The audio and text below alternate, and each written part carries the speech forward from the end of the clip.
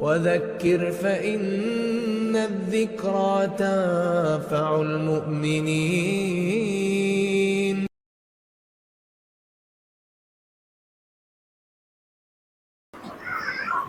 السلام علیکم ورحمۃ اللہ وبرکاتہ. ان الحمد للہ نحمده ونستعینه ونستغفره ونعوذ باللہ من شرور انفسنا ومن سیئات اعمالنا. من يهده الله فلا مضل له ومن يضلله فلا هادي له. واشهد ان لا اله الا الله وحده لا شريك له واشهد ان محمدا عبده ورسوله. اما بعد فان خير الحديث كتاب الله وخير الهدي هدي محمد صلى الله عليه وسلم وشر الامور محدثاتها وكل محدثة بدعة وكل بدعة ضلالة وكل ضلالة في النار. فأعوذ بالله السميع العليم من الشيطان الرجيم من همزه ونفثه ونفثه. يا أيها الذين آمنوا اتقوا الله حق تقاته ولا تموتن إلا وأنتم مسلمون. يا أيها الناس اتقوا ربكم الذي خلقكم من نفس واحدة وخلق منها زوجها وبث منهما رجالا كثيرا ونساء واتقوا الله الذي تساءلون به والأرحام إن الله كان عليكم رقيبا. يا أيها الذين آمنوا اتقوا الله وقولوا قولا سديدا يصلح لكم أعمالكم ويغفر لكم ذنوبكم ومن يطع الله ورسوله فقد فاز فوزا عظيما. اعوذ بالله السميع العليم من الشيطان الرجيم. يا ايها الذين امنوا قوا انفسكم واهليكم نارا وقودها الناس والحجاره عليها ملائكة شداد لا يعصون الله ما امرهم ويفعلون ما يؤمرون. رب اشرح لي صدري ويسر لي امري واحلل عقدة من لساني يفقهوا قولي. سبحانك لا علم لنا الا ما علمتنا انك انت العليم الحكيم. اللهم انفعنا بما علمتنا وعلمنا ما ينفعنا وزدنا علما.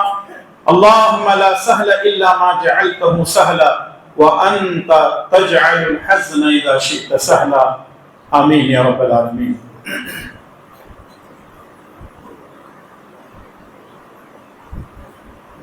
ہر قسم کی تعریف و توصیف، بڑائی اور بزرگی اسی اللہ کے لیے لائق و زیبا ہے جو ساری کائنات کا تن تنہا مالک ہے.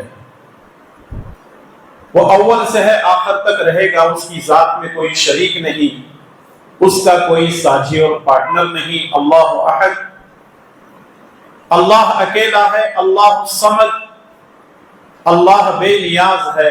لم یلد ولم یولد، جنا ہے اور نہ جنا گیا ہے. وَلَمْ يَكُنْ لَهُ كُفُوًا أَحَدٌ، اس کے برابر کوئی نہیں ہے.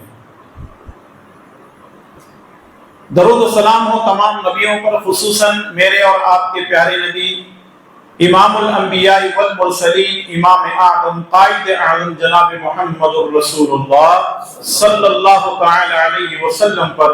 اللہم صل علی محمد وعلی آل محمد کما صلیت علی ابراہیم وعلی آل ابراہیم انک حمید مجید.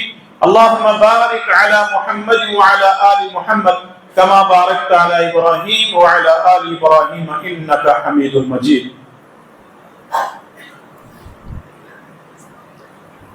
قابل قدر علماء کرام، ذمہ داران جماعت و جمعیت، بزرگوں، نوجوان دوستوں، پردہ نشین خواتین اسلام، مائیں اور بہنیں اور پیارے بچوں،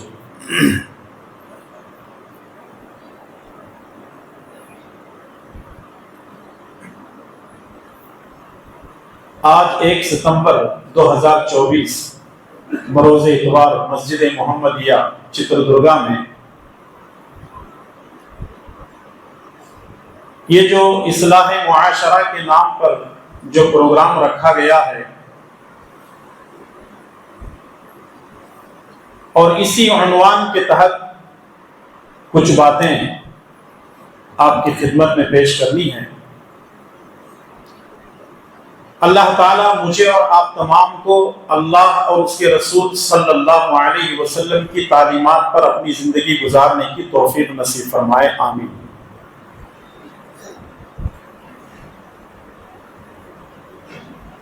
اصلاح معاشرہ، اس میں دو چیزیں ہیں، ایک ہے اصلاح اور دوسرے ہے معاشرہ۔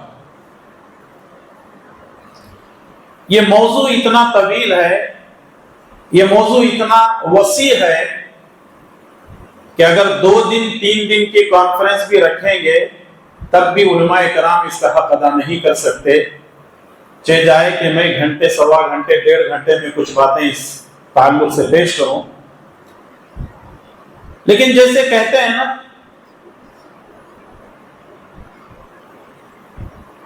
کہ بیماری کی دوا دینے پر ہو سکتا ہے کہ مرض ٹھیک ہو جائے،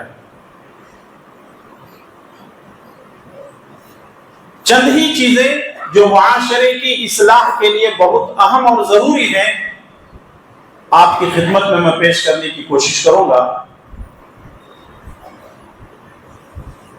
اگر بات اصلاح کی جائے، اگر انگریزی میں کہیں گے اصلاح کے معنی ہے ریپیری کرنا، معاشرہ یعنی سوسائٹی، دوسرے معنی میں یہ کہہ سکتے ہیں کہ ہماری سوسائٹی کے اندر، ہمارے معاشرے میں جو برائیاں ہیں اس کی اصلاح کیسے ممکن ہے یا کیسے کی جا سکتی ہے۔ معاشرہ کس سے بنتا ہے؟ معاشرہ، سوسائٹی کس کو بولتے ہیں؟ اگر کسی آدمی سے یہ کہا جائے کہ بھئی ہم تمہارے لیے ایک محل بنا کر کے دیں گے، تمہارے لیے کھانے پینے کا انتظام کر دیں گے، تمہاری زندگی کے عیش و آرام کی ساری چیزیں تم کو ہم دے دیں گے، لیکن 10 سال تک تم کو جنگل میں رہنا پڑے گا، مانیں گے آپ لوگ؟ نہیں، کوئی نہیں مانے گا۔ بولیں گے مولانا جیل بھیجنے کا ارادہ تو نہیں ہے؟ یعنی ایک آدمی، اس کو محل بنا کر کے رکھا جائے، کھانے پینے کی ہر چیز، زندگی کی ہر چیز اس کو مہیا کی جائے، اور یہ کہا جائے کہ تم کو وہاں پر جنگل میں رہنا ہے، وہ کہے گا میں نہیں رہ سکتا۔ کیوں؟ انسان معاشرے میں جی کر، معاشرے میں رہتے ہوئے جو زندگی گزارتا ہے، وہ تنہائی میں وہ گھٹ گھٹ کر کے مرتا ہے، کیونکہ ایک انسان کو کھانے پینے کے علاوہ اس کو ماں باپ کی ضرورت ہوتی ہے، اس کو بھائی بہن کی ضرورت ہوتی ہے، چاچا ماموں کی ضرورت ہوتی ہے، خالہ پھوپھی کی ضرورت ہوتی ہے، دوست احباب کی، رشتہ داروں کی اس کو ضرورت ہوتی ہے، دوستوں کی ضرورت ہوتی ہے اور دشمنوں کی بھی ضرورت ہوتی ہے۔ یعنی انسان ایک معاشرے میں، ایک سوسائٹی میں رہ کر کے زندگی گزارنا چاہتا ہے، اور انسان کو اگر اس سوسائٹی سے الگ کر دیا جائے، اس کی زندگی اجیرن بن جاتی ہے، اور وہ یہ کہنے لگتا ہے کہ ایسی زندگی جینے سے بہتر ہے مر جانا۔ اب اس سوسائٹی میں رہنے کے لیے، اس معاشرے میں رہنے کے لیے ہم لوگوں کو کچھ ایسے کام کرنے ہیں جس سے اللہ تعالی راضی ہو جائے، جس سے پیارے نبی صلی اللہ علیہ وسلم کی تعلیمات پر عمل ہو سکے، تاکہ ایک صالح معاشرہ بن سکے اور معاشرے کی اصلاح ہو سکے۔ لیکن آج ہم دیکھتے ہیں مسجدوں میں صبح میں بھی درس ہوتا ہے، شام میں بھی درس ہوتا ہے، جمعہ کے خطبے ہوتے ہیں، ہفتہ واری پروگرام ہوتے ہیں، بڑے بڑے اجتماعات ہوتے ہیں، سب کچھ ہونے کے باوجود آج لوگوں کے اندر تبدیلی نظر نہیں آتی ہے، لوگوں کے اندر تبدیلی نظر نہیں آتی ہے۔ آخر اس کی کیا وجہ ہے؟ اس کی بنیادی وجہ یہ ہے، ہر آدمی یہی سمجھتا ہے کہ میں سدھروں یا نہ سدھروں، سامنے والا سدھرنا چاہیے،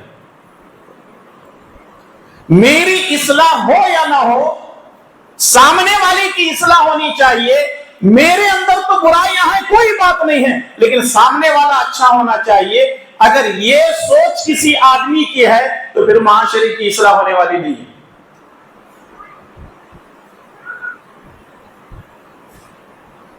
سمجھنے کے لیے ایک مثال دے دیتا ہوں۔ ایک صاحب نے اعلان کیا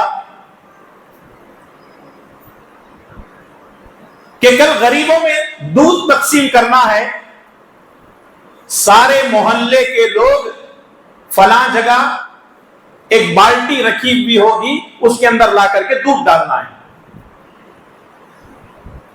ایک آدمی سوچا سارے لوگ دودھ ڈالیں گے، بہتر ہے میں پانی ڈال دیتا ہوں۔ اس نے پانی ڈال دیا۔ دوسرا آیا، اس نے بھی پانی ڈال دیا رات کے اندھیرے میں۔ تیسرا آیا، جتنے لوگ تھے اس محلے کے سارے لوگوں نے پانی ڈال دیا۔ صبح میں جب دیکھتے ہیں تو دودھ ہے ہی نہیں، سارا کا سارا پانی۔ کیا سمجھے اس مثال پہ؟ کہ لوگ یہ سمجھتے ہیں اگر میں اکیلا برائی کر لیا تو کیا ہوا، دوسرے لوگ تو اچھا ہی کر رہے ہیں نا، جبکہ دوسرے لوگ بھی اچھا ہی نہیں بلکہ وہ بھی کیا کر رہے ہیں، برائی ہی کر رہے ہیں۔ آج ہمارے معاشرے کی یہ حالت ہے۔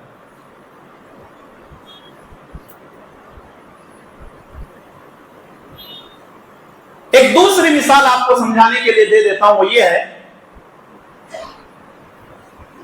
کچھ لوگ مولانا کے پاس آئے، کہنے لگے مولانا صاحب ہمارے گاؤں کا جو کنواں ہے، بوڑی ہے،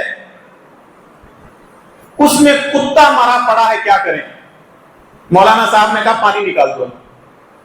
پورے گاؤں والے دن رات یہ کرتے ہیں، کنویں میں سے پانی نکال دیتے ہیں۔ دوسرے تیسرے دن پھر آئے، گاؤں والے کہنے لگے مولانا صاحب آپ کے کہنے کے مطابق ہم نے کنویں میں سے پانی نکال دیا لیکن وہ کتے کی مرنے کی بدبو نہیں جا رہی ہے۔ مولانا صاحب نے کہا کتا نکالا؟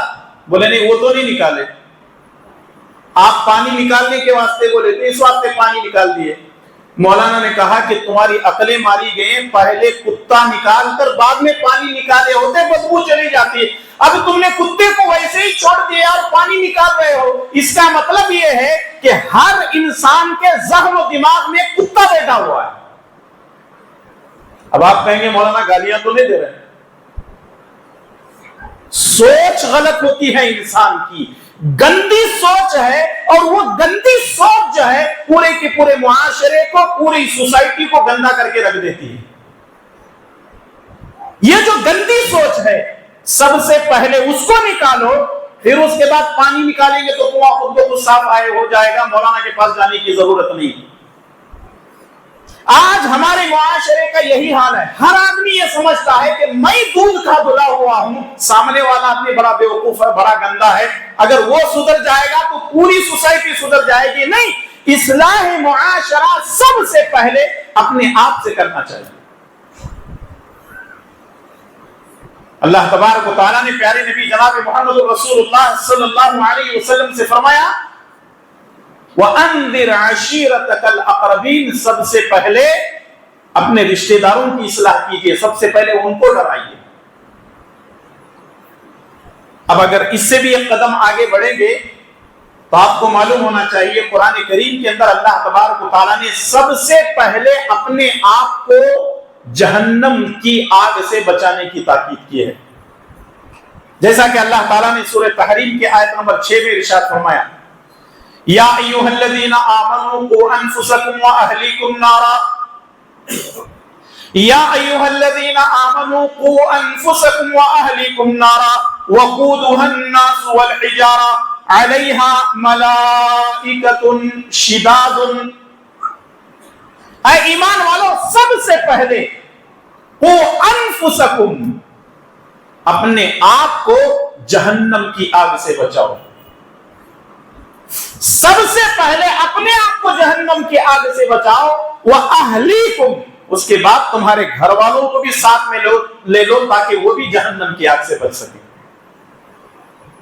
اس کا مطلب یہ ہے اصلاح معاشرہ کا کام اپنے آپ سے شروع ہونا چاہیے، دوسروں سے نہیں۔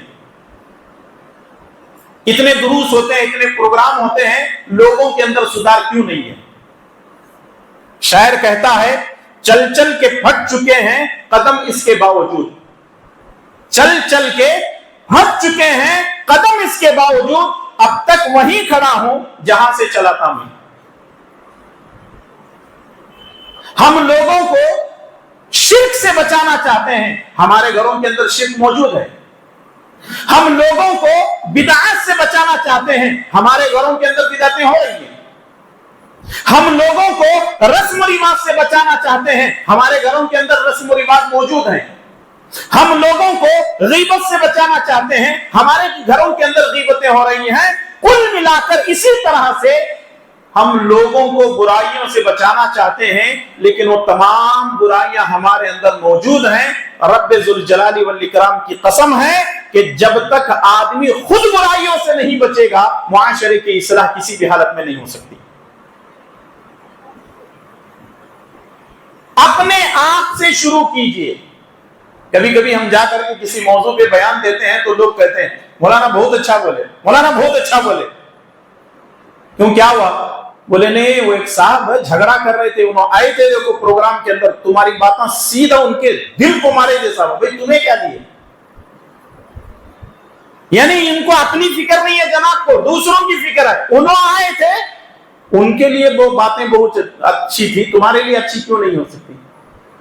تو سب سے پہلے اصلاح اپنے آپ سے شروع کرنی ہے۔ جب ہم سدھریں گے تو انشاءاللہ تبارک و تعالی سارے سدھرنے کی کوشش کریں گے، ورنہ وہ دودھ والا معاملہ تو آپ کو معلوم ہے کہ دودھ کے بجائے پورے گاؤں بستی والوں نے کیا کیا؟ سارے کے سارے لا کر کے پانی ڈالتے رہے۔ کہیں ایسا نہ ہو کہ ہم دودھ کی بات کر رہے ہیں اور سارے پانی لا کر کے بالٹی میں جمع کر رہے ہیں، اس سے کچھ حل ہونے والا نہیں ہے۔ یہ نیت کریں کہ جو باتیں آپ کے سامنے 4 5 6 7 جو بھی باتیں آئیں گی، انشاءاللہ تعالی اس کی اصلاح سب سے پہلے ہم اپنے آپ سے شروع کریں گے۔ جی انشاءاللہ بولنے کی ڈر رہے تو جی ڈر لگ رہا کیا؟ اللہ تعالی ہم تمام کو عمل صالح کی توفیق عطا فرمائے، آمین۔ معاشرے کی اصلاح کب ہو سکتی ہے؟ سب سے پہلا پوائنٹ، سب سے پہلی بات، معاشرے کی اصلاح اس وقت ہوگی جب ہم توحید کو سمجھیں گے، توحید پر عمل کریں گے اور توحید کو عام کریں گے۔ کتنی چیزیں ہوں گی؟ 3 چیزیں ہوں گی۔ پہلی چیز، توحید کو سیکھیں گے، سمجھیں گے۔ دوسری چیز، توحید اپنی زندگی کے اندر اپنائیں گے۔ تیسری چیز، توحید کو عام کریں گے، یعنی لوگوں کو اس کی دعوت دیں گے۔ اور یاد رکھیے، اس معاشرے کی سب سے بڑی جو برائی ہے، اس معاشرے کا سب سے بڑا جو ناسور ہے، اور اس معاشرے کے اندر جو دیمک کی طرح جو چیز کھا رہی ہے، وہ شرک ہے۔ اس کے مقابلے میں ہمیں کون سی چیز عام کرنی ہے؟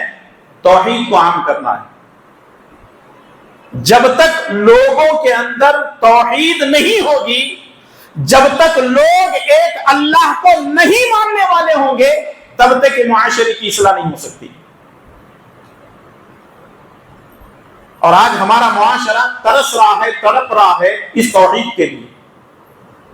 لوگ غیر اللہ کو پوج پوج کر تھک چکے ہیں، ایک اللہ کی پوجا پرستش کرنا چاہتے ہیں، ایک اللہ کی عبادت کرنا چاہتے ہیں، لیکن آج ہم توحید پر گفتگو کسی سے کرنے کے لیے تیار نہیں ہے۔ وجہ کیا ہے؟ کیونکہ ہم کو خود توحید معلوم نہیں، مانا کہ ہم اہل حدیث ہیں، مانا کہ ہم سلفیت پر ہیں، مانا کہ ہم کتاب و سنت پر اپنی زندگی گزارتے ہیں، لیکن توحید کا سبق ہم کو معلوم نہیں ہے۔ اور اگر توحید پر تقریر ہوتی ہے، خطبہ دیا جاتا ہے، تو لوگ کہتے ہیں ایسے بیان دیتے ہیں کیا، ایسے بولتے ہیں کیا؟ بھئی اس سے ہٹ کر کے کون سی چیز بولیں گے؟ پورا قرآن توحید کی دعوت دیتا ہے، کوئی بھی सूरत उठा करके देख लें, कोई भी आयत उठा करके देख लें, कोई पारा उठा करके देख लें, कोई सफा उठा करके देख लें कुरान करीम का, हर जगह आपको तौहीद मिलेगी और एक अल्लाह को मानने की दावत दी जाएगी। और अगर आप बुरा न माने तो एक बात कहना चाहता हूं, पूरी जमीयत अहले हदीस चित्रदुर्गा वालों से यह मेरी बात है, छोटा मुंह बड़ी बात करने जा रहा हूं। वो ये है, एक दौर था जमीयत अहले हदीस चित्रदुर्गा इतना जोर शोर के साथ काम कर रही थी, हर जगह जमीयत के चर्चे थे, हर जगह जमीयत के चर्चे थे। क्या उलमाए किराम, क्या बयानात, क्या कॉन्फ्रेंस, क्या प्रोग्राम, माशाअल्लाह माशाअल्लाह। और आज ऐसे लगता है कि जमीयत की जो रफ्तार है वो धीमी पड़ गई है। आप इत्तेफाक करते हैं इससे, थोड़ा सा चाबी घुमाइए ताकि बैटरी चार्ज हो जाए, जमीयत की रफ्तार थोड़ा सा फास्ट हो जाए। याद रखिए, ये जो प्रोग्राम होते हैं, ये जो खुतबात होते हैं, ये जो दुरूस होते हैं, इससे हमारी बैटरी चार्ज होती है, हमारा ईमान तरोताजा होता है। और अगर बड़े बड़े प्रोग्राम नहीं कर सकते हैं आप लोग, हफ्तावारी प्रोग्राम कीजिए, माहाना प्रोग्राम कीजिए, हर मस्जिद वाले मिलकर करें या फिर पूरी जमीयत मिलकर जो है माहाना प्रोग्राम करें। उसका सबसे बड़ा फायदा होगा कि लोग नए नए अफराद जमीयत के साथ जुड़ेंगे और इस तरह तौहीद को आम किया जाएगा। यह जरूरी है। और जैसे हम लोग कहते हैं कि हरकत में बरकत है, हरकत कीजिए, अल्लाह ताला बरकतों से नवाजेगा। वो दौर भी मुझे याद है जब हम जामिया रायदुरुल में पढ़ा करते थे, वो मेरा तालीमी दौर था। हम सुनते थे कि चित्रदुर्गा वालों के साथ मारपीट हो रही है, मस्जिदों से निकाला जा रहा है, हंगामा हो रहा है, मुनाजरे हो रहे हैं, क्या क्या हो रहा है। आज कुछ भी नहीं हो रहा। इसका मतलब यह है कि जमात मस्जिदों के एतबार से काम तो कर रही है, लेकिन जिस तरह की हरकत होनी चाहिए थी वो हरकत नजर नहीं आ रही। और मस्जिदों का जाल फैला दीजिए पूरे शहर के अंदर, पूरे शहर में मस्जिदों का जाल फैला दीजिए। अब तक गालिबन कितनी मस्जिदें हैं? 3 ही हैं। ये इरादे करके तो यहां जो नौजवान बैठे हुए हैं, जिम्मेदारान बैठे हुए हैं, अगले 10 साल में 10 से ज्यादा मस्जिदें हम कायम करने की कोशिश करेंगे। जितनी ज्यादा मस्जिदें होंगी उतने ज्यादा अफराद जुड़ेंगे, और जितने अफराद जुड़ेंगे, और याद रखो, अगर हमारी मस्जिद के अंदर कोई शख्स एक मर्तबा आकर हमारे आलिम का बयान सुनता है तो वो फरेफ्ता हो जाता है, दिलदादा हो जाता है, क्योंकि वो कहानियां, किस्से, वहां यहां की बातें सुन सुन करके तंग आ चुका है। एक आदमी सारी जिंदगी जो है डालडा खाता है, जब उसके सामने घी पेश करते हैं तो उसका टेस्ट उसको ऐसा लगता है कि कभी डालडे की तरफ नहीं जाता। यहां कुरान और सुन्नत, यहां प्योर घी है, लोग डालडे को घी समझ करके खा रहे हैं।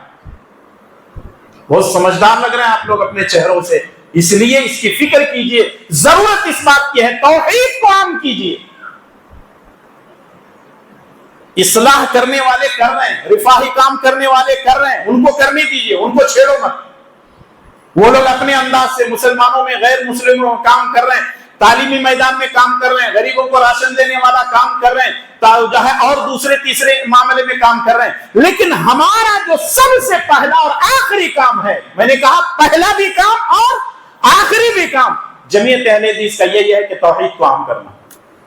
मुआशरे की इस्लाह होगी तौहीद की वजह से। क्योंकि आप देखें कुरान करीम के अंदर अल्लाह तबारक व तआला ने इरशाद फरमाया, वमा अरसलना मिन क़ब्लिक मिर रसूलिन इल्ला नूही इलैहि अन्नहु ला इलाहा इल्ला अना फअबुदून। अल्लाह ताला ने जितने नबियों को भेजा है, तमाम नबियों की दावत यही थी, ला इलाहा इल्लाहु, अल्लाह के सिवा कोई इबादत के लायक नहीं, लिहाजा इबादत उसी अल्लाह की होनी चाहिए। आज हम देखते हैं गली मोहल्ले के अंदर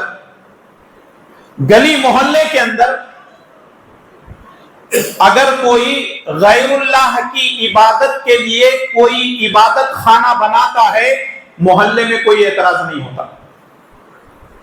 گلی محلے میں اگر کوئی غیر اللہ کی عبادت کے لیے عبادت خانہ بنتا ہے، کوئی اعتراض نہیں ہوتا.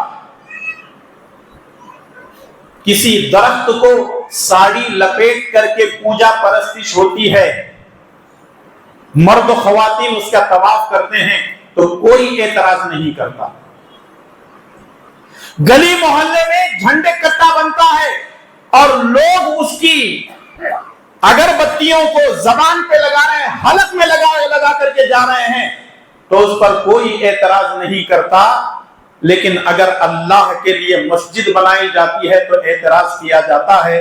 اس کا مطلب یہ ہے کہ آج ہمارے معاشرے میں کس کی ضرورت ہے؟ توحید کی ضرورت ہے.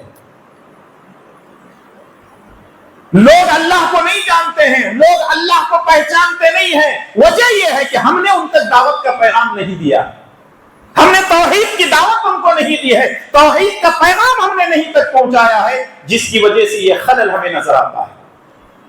تو اس لیے کوشش یہ کیجئے کہ توحید کو عام کریں، اور اللہ تبارک و تعالی ہم سے یہی چاہتا ہے. اور توحید کو عام کرنے کے لیے ضرورت اس بات کی ہے کہ سب سے پہلے اپنے آپ کو توحید والا بنائیں.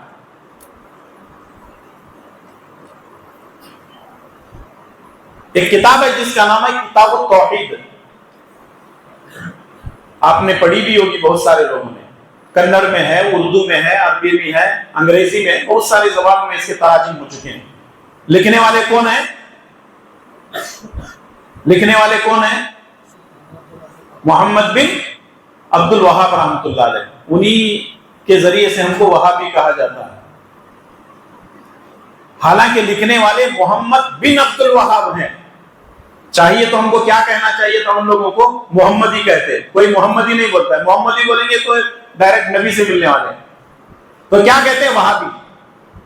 رسول اللہ صلی اللہ علیہ وسلم کے زمانے میں جو لوگ اپنے دین کو، اپنے باپ دادا کے دین کو چھوڑ کر مذہب اسلام میں، دین اسلام میں داخل ہوتا، تو اس کو لوگ کہتے تھے صابی.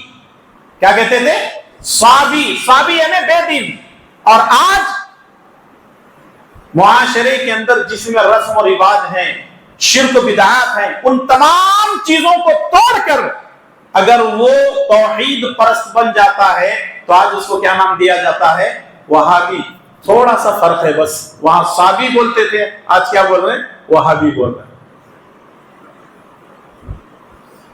کتاب التوحید کو لکھنے والے محمد بن عبد الوہاب رحمۃ اللہ علیہ، ان کے تعلق سے یہ واقعہ مشہور ہے کہ وہ ایک مرتبہ اپنے شاگردوں کو کتاب التوحید پڑھاتے پڑھاتے ختم کر دیے. جب درس ختم ہو گیا، ختم ہونے کے یعنی وہ کتاب جب مکمل ہو گئی، ایک ہفتے کے بعد شیخ محمد بن عبد الوہاب رحمۃ اللہ علیہ مجلس میں داخل ہوئے، یعنی کلاس روم میں داخل ہوئے، اور داخل ہونے کے بعد انہوں نے کیا کہا کہ آج تھوڑا سا درس کو روک لیتے ہیں، تھوڑی میری پریشانی. کہا کیا مسئلہ ہے؟ شاگردوں نے پوچھا کیا مسئلہ ہے؟ کہا بات دراصل یہ ہے کہ وہ میرا جو پڑوسی ہے اس نے شیخ عبد القادر جیلانی رحمۃ اللہ علیہ کے نام پر اس نے بکرا ذبح کیا. تو شاگرد کہنے لگتے ہیں وہ اس کا عمل ہوگا، چھوڑ دیجئے، اللہ تعالیٰ اس کا حساب و کتاب لے گا. شیخ نے کہا ٹھیک ہے. ایک ہفتے دو ہفتے کے بعد پھر ویسے ہی مایوس ہو کر کے کلاس روم میں داخل ہوئے. شاگردوں نے پوچھا ہفتہ دو ہفتے پہلے آپ پریشان تھے، آج کوئی پریشانی ہے؟ کہاں پریشانی ہے؟ بولے کیا ہوا؟ بولے ہمارے پڑوس میں ایک حادثہ ہوا ہے. بولے کیا ہوا؟ ایک لڑکے نے اپنی ماں کے ساتھ بدکاری کی. شاگرد کہنے لگے اس کو مارنا چاہیے، اس کو توڑنا چاہیے، اس کو قتل کرنا چاہیے، اس کو وہ کرنا چاہیے. استاد نے کہا کتاب التوحید لاؤ، دوبارہ پڑھانا شروع کرتے ہیں. شاگرد نے کہا کیوں؟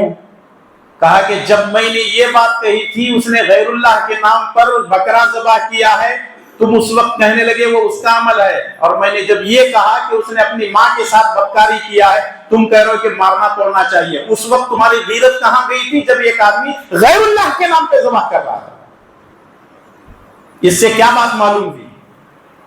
اگر کوئی آدمی برائیاں کرتا ہے، زناکاری ہے، بدکاری ہے، اور بھی بہت ساری اس کے اندر موجود ہیں، لیکن سب سے بڑا اگر کوئی گناہ ہے تو وہ کیا ہے؟ وہ شرک ہے۔ ہمارے معاشرے کے اندر اگر کوئی لڑکا کسی لڑکی کو بھگا کر لے جاتا ہے، پورے گلی محلے کے اندر ٹینشن ٹینشن ٹینشن، اما بابا بھی سو رہے ہیں، رشتے دار بھی سو رہے ہیں، جماعت والے پریشان ہیں، کیا کرنا کدھر کرنا۔ گلی محلے کے اندر صبح صبح اگربتیاں لگا کر کے وہ چبوترے کے چکر لگائے جا رہے ہیں، کسی کو کوئی ٹینشن نہیں ہے۔ اس کا مطلب یہ ہے کہ ہم نے یہ اپنے دماغ میں ڈال لیا ہے، یا ہم نے ایسی چیزیں فٹ کر لی ہیں کہ اگر شرک ہوتا ہے تو ہونے دو، اس کے علاوہ دوسری برائیاں ہمارے معاشرے کے اندر، ہمارے محلے کے اندر نہیں ہونا چاہیے۔ آج معاشرے کے اندر جتنی برائیاں ہیں، اس کی بنیادی وجہ شرک ہے۔ توحید کا نہ ہونا یہ ہمارے معاشرے کی سب سے بڑی خامی ہے۔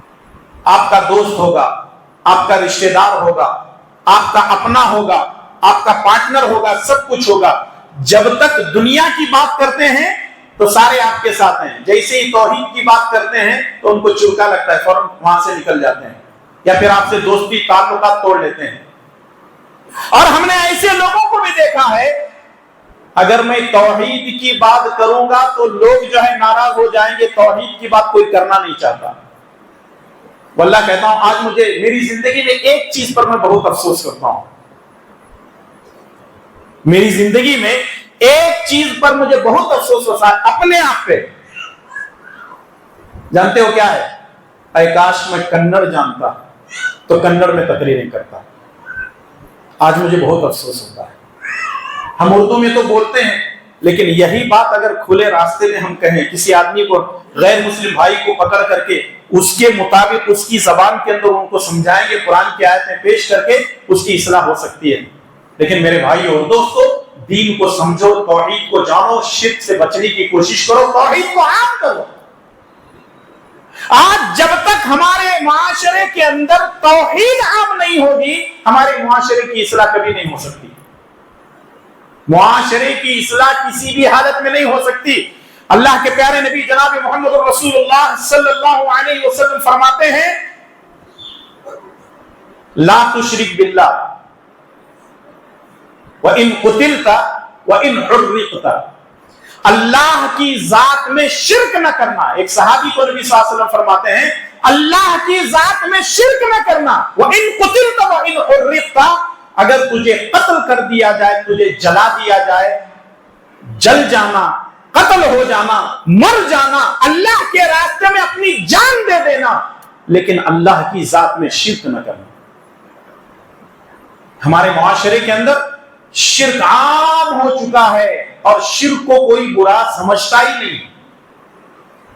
چونکہ میری زندگی سفر میں ہی گزری ہے، ہم لوگ بسوں میں، ٹرینوں میں سفر کرتے رہتے ہیں۔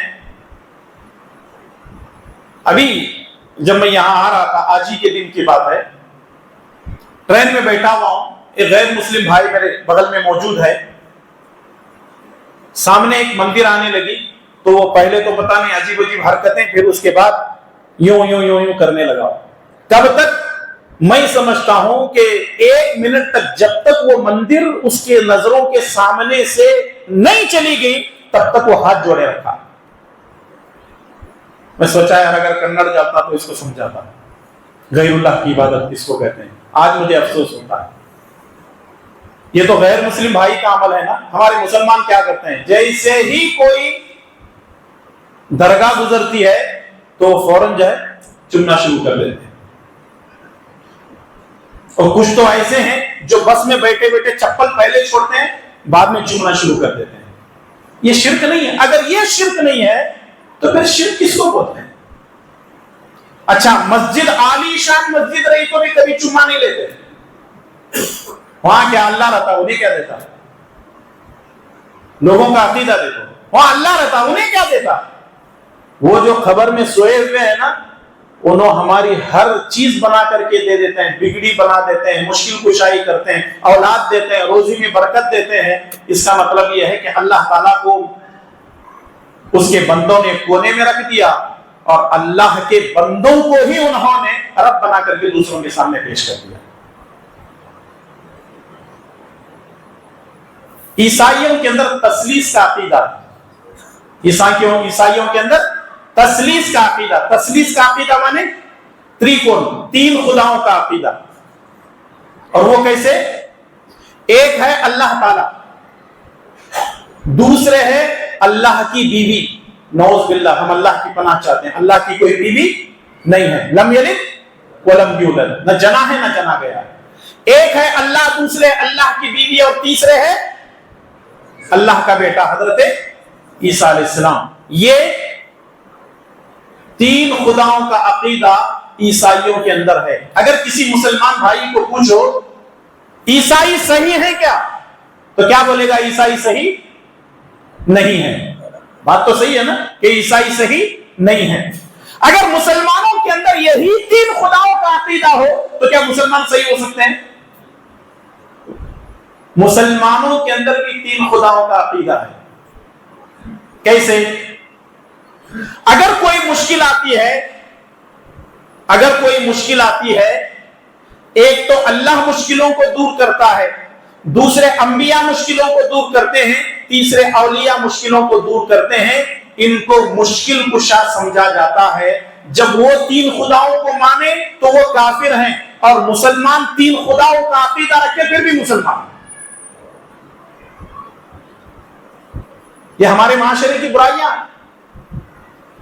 वो पत्थर को पूजे तो हराम है, काफिर है, और ये किसी कब्र को पूजेंगे तो ये जायज है और हलाल है। मेरे भाइयों और दोस्तों, बहुत जरूरत है, बहुत जरूरत है और सख्त जरूरत है आज के इस माहौल के अंदर। जाकर के आप देख लो, हमारे मुल्क से आप आगे चले जाएं, अमेरिका चले जाएं, लंदन जो है इंग्लैंड चले जाएं, जर्मन चले जाएं, ऑस्ट्रेलिया चले जाएं, और भी बहुत सारे दुनिया के ममालिक चले जाएं, उन लोगों ने जितनी हुकूमतों ने मुखालिफत की, लोग कुरान को पढ़कर समझकर इस्लाम के अंदर दाखिल हो रहे हैं। और हमारे मुल्क के अंदर एक ट्रेंड ये चल रहा है, कुरान पढ़ोगे तो गुमराह हो जाओगे।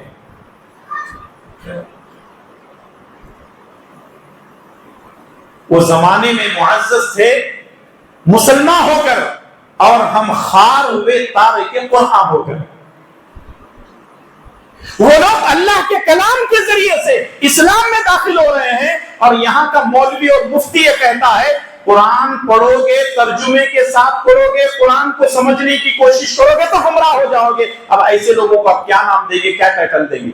इसलिए मेरे भाइयों और दोस्तों, जरूरत इस बात की है कुरान से अपना ताल्लुक जोड़ो। यहाँ जितने अफराद बैठे हुए हैं, मैं आपसे एक सवाल करना चाहता हूं, कितने लोग हैं जो इस मजलिस के अंदर जिन्होंने अपनी जिंदगी में एक मर्तबा कम से कम कुरान करीम को तर्जुमे के साथ पढ़ा?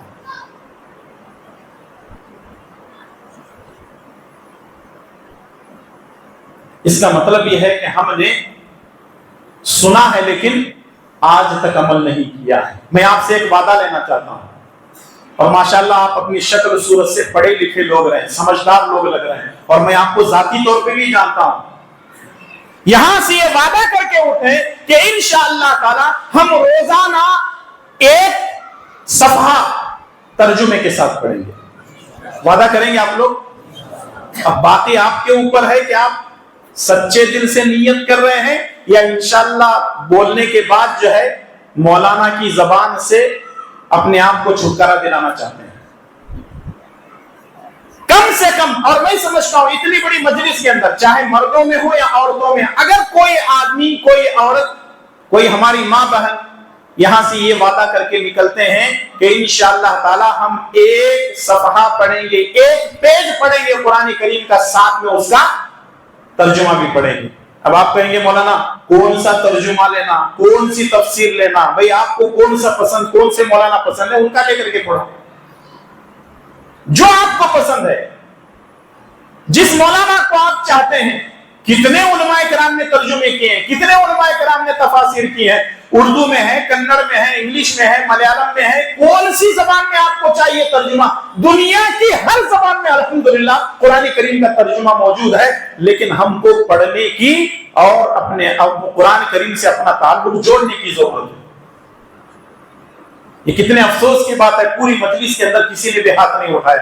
हो सकता है कि कुछ लोग शर्मा रहे हो, ये मेरा हुस्न ज़न आपके ताल्लुक से अल्लाह ताला बाकी रखे। हो सकता है आपने पढ़ा होगा लेकिन हाथ उठाना नहीं चाहते हैं कि कहीं रियाकारी उसके अंदर ना आए। ये मेरा हुस्न ज़न है, इस हुस्न ज़न को मैं बाकी रखते हुए आपसे फिर दोबारा कहना चाहूंगा कि इंशाअल्लाह तबारक व तआला यहां से आप जाएंगे, कल ही से एक पेज पढ़ेंगे तर्जुमे के साथ इंशाअल्लाह ताला।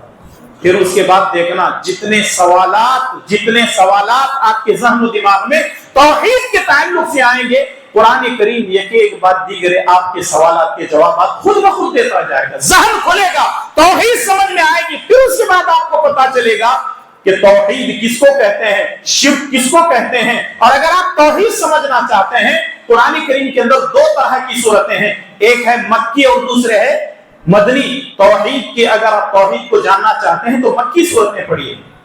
अब यहां रुक करके एक बात कहना चाहूंगा, सिर्फ मक्की पर आप न जाएं, शुरू सूरह फातिहा सूरह बकरा से आप करें ताकि जो है तौहीद हमारी समझ में आ जाए। तो बताने का मकसद यह है कि आज तौहीद की सख्त जरूरत है। अगर तौहीद हमारे अंदर आ जाए तो इंशाअल्लाह तबारक व तआला बहुत सारी चीजें हमारे अंदर जो है आ सकती हैं, इल्म आ सकता है और तौहीद को समझने के बाद तौहीद पर अमल करने में भी आसानी हो सकती है। इस्लाह मुआशरे के अंदर यह सबसे पहला पहलू था जो मैंने आपके सामने इतनी सारी बातें और इतने सारे मिसालें और हवालों के जरिए से पेश की। इस्लाह मुआशरा कब हो सकता है, उसकी दूसरी चीज वो यह है कि इल्म हासिल करें। मुआशरे की इस्लाह कब हो सकती है, जब इल्म हमारे पास आएगा। अगर इल्म नहीं है तो फिर मुआशरे की इस्लाह नहीं हो सकती। वैसे भी हुकूमत कोशिश कर रही है, कम से कम एसएसएलसी 10th पास करना जरूरी है। हुकूमत तो कोशिश कर रही है, हम अपने बच्चों को पढ़ाने की कितनी कोशिश कर रहे हैं। आप देख ले, सबसे पहली वही जो थी इक़रा बिस्मि रब्बिकल्लज़ी खलक़, पढ़ अपने रब के नाम से, अल्लज़ी खलक़ जिसने तुझे पैदा किया। जब हम पढ़ेंगे तो समझ में आएगा सही क्या है, गलत क्या है, खैर क्या है, शर क्या है, भलाई क्या है, बुराई क्या है, तौहीद क्या है, शिर्क क्या है, सुन्नत क्या है, बिदअत क्या है। अगर हम पढ़ेंगे नहीं, तालीम से दूर हो जाएंगे। याद रखिए, दुनिया की कोई ऐसी चीज नहीं है जिसके जरिए से आप खैर और शर के अंदर फर्क कर सके सिवाय इल्म के। इसीलिए शायर कहता है कि आदमियत चाहिए तो इल्म सीख ऐ होशमंद, आदमियत चाहिए तो इल्म सीख ऐ होशमंद, वरना हैवानियत सिखाती है तुझे जहालत की रविश। इल्म एक नूर है, इल्म एक नूर है, इल्म एक रोशनी है। अगर कोई आदमी अंधेरे में जाना चाहता है तो उसके लिए रोशनी की जरूरत होती है। अगर कोई आदमी सालेह मुआशरा तश्कील देना चाहता है तो उसके लिए इल्म की जरूरत है। इल्म के बगैर हम मुआशरे की इस्लाह कर ही नहीं सकते।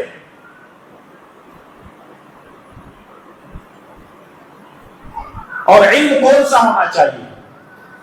दीन का इल्म। इल्म से मुराद दीन का इल्म, शरीयत का इल्म, किताब और सुन्नत का इल्म। और वैसे दुनिया के इल्म के बारे में आपको बताने की जरूरत नहीं, वो तो आप धड़ाधड़ अपने बच्चों को डिग्रियां दे ही रहे हैं। हम उसकी बात नहीं करेंगे क्योंकि आप दे रहे हैं अपने बच्चों को दीन की, दुनिया की डिग्रियां दीजिए। हम ये नहीं चाहते कि आपके बच्चे जाहिल रहे, लेकिन सबसे पहले उनको दीन सिखाइए।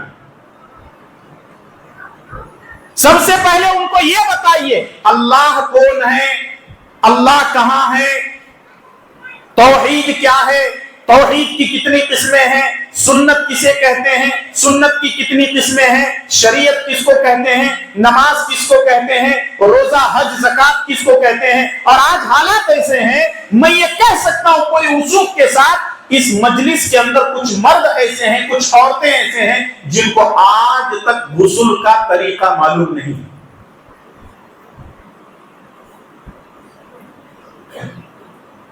رسول اللہ صلی اللہ علیہ وسلم نے فرمایا جس کا وضو نہیں اس کی نماز نہیں، جس کا وضو نہیں اس کی نماز نہیں۔ اب جس کا غسل ہی نہیں اس کا وضو ہوگا، جس کا وضو نہیں اس کی نماز ہوگی نہیں، اس کا مطلب غسل ہی اس کا صحیح نہیں ہے تو وضو بھی نہیں ہوگا، وضو نہیں ہوگا تو اس کی نماز، اس کی کوئی عبادت اللہ تعالیٰ قبول نہیں کرے گا۔ کبھی آپ نے سیکھنے کی کوشش کی ہے؟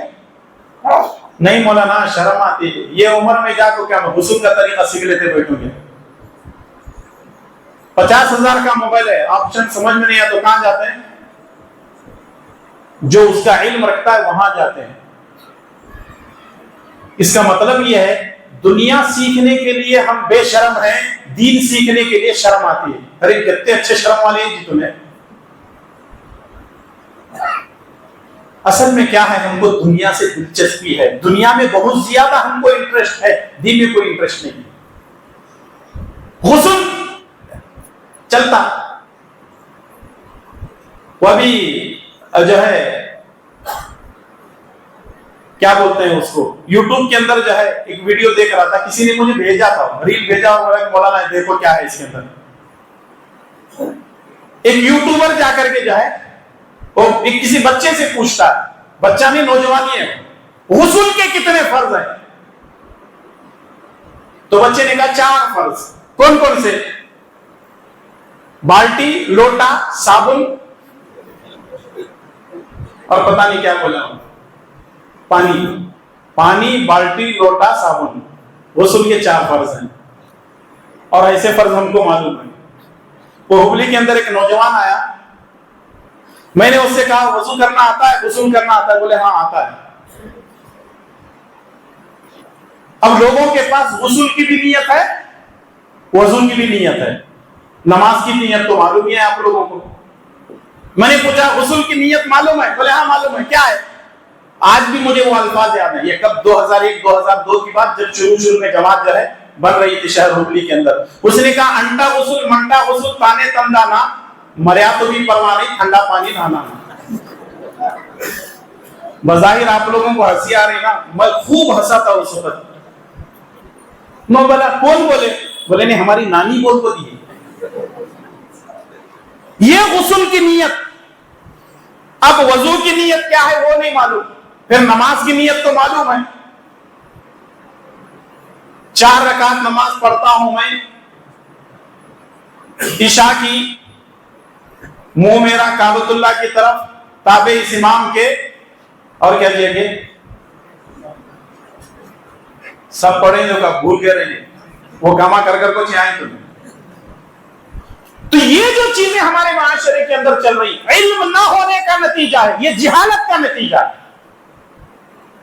اور آج علم سیکھ بھی رہے ہیں تو کس سے؟ علماء سے نہیں، جاہلوں سے علم سیکھ رہے ہیں، بدعتیوں سے علم سیکھ رہے ہیں، مشرکوں سے علم سیکھ رہے ہیں۔ ہبلی کے اندر 3 نوجوان منکرین حدیث بن گئے، جو ہمارے جماعت کے اچھے ساتھی تھے، پرانے ساتھی تھے، جماعت کی اچھی خدمت کرتے تھے، ہمارا ان کے ساتھ اٹھنا بیٹھنا تھا۔ اچانک کیا ہوا، وہ اپنے گھر کے اندر قادیانی ٹی وی دیکھنے لگے۔ نتیجہ یہ نکلا 4-5 سال تک قادیانی ٹی وی دیکھنے کے بعد اس ٹی وی کے اندر ایک نمبر آتا تھا، اس آدمی کو بلائے، وہ حیدرآباد سے ہبلی آیا، اور آنے کے بعد یہ تینوں کے تینوں منکرین حدیث بن گئے۔ اتنی لمبی ہیں ان کی داڑیاں تھی، آج گاڑیاں موڑ کر کے گھوم رہے ہیں، بول رہے ہیں نماز پڑھنا کوئی ضروری نہیں ہے، پڑھے تو بھی چلتا، نہیں پڑھے تو بھی چلتا۔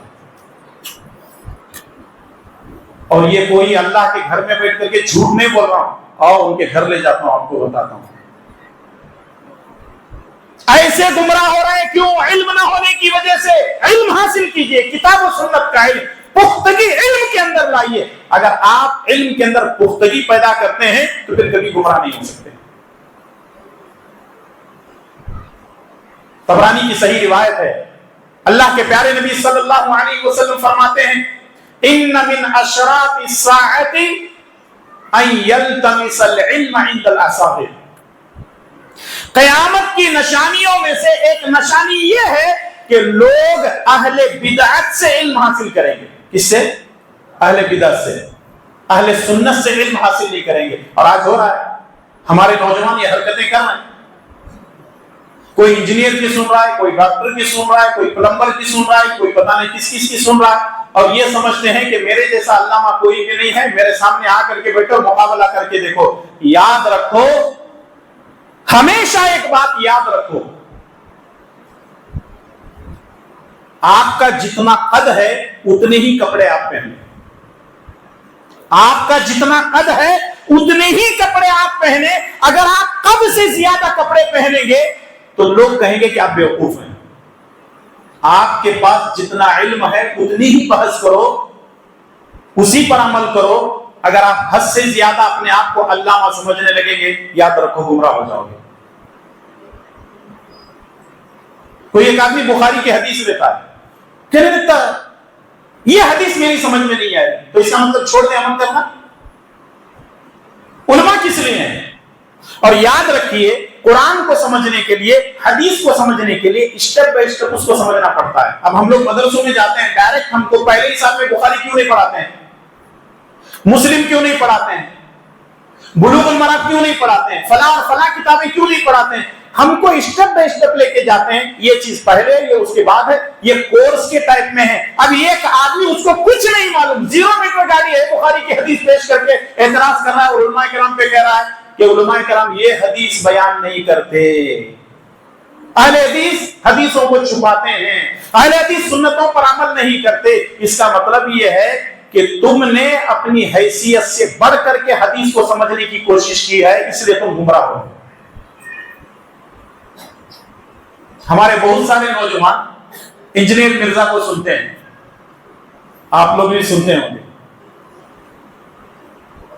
نام پہلے کیا ہے اس کا؟ انجینئر. اگر آپ کو پیٹ میں درد ہوا تو کس کے پاس جاتے ہیں آپ؟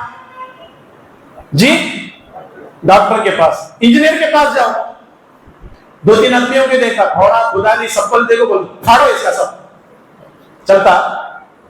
جب آپ دین سیکھنا چاہتے ہیں تو علماء سے کیوں نہیں سیکھتے, انجینئر سے کیوں سیکھتے ہیں آپ, ڈاکٹر سے کیوں سیکھتے ہیں آپ,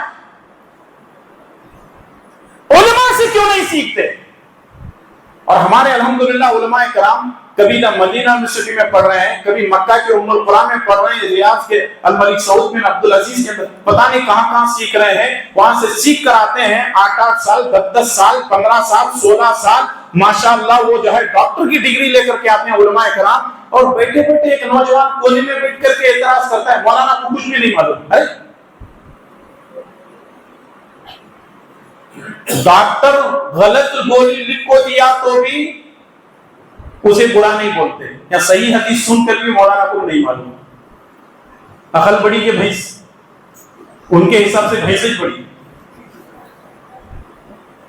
اب میں یہاں سے پوچھنا چاہتا ہوں, آپ نے جو اندازہ لگایا عقل بڑی کہ بھینس, آپ بول رہے ہیں بھینس بڑی.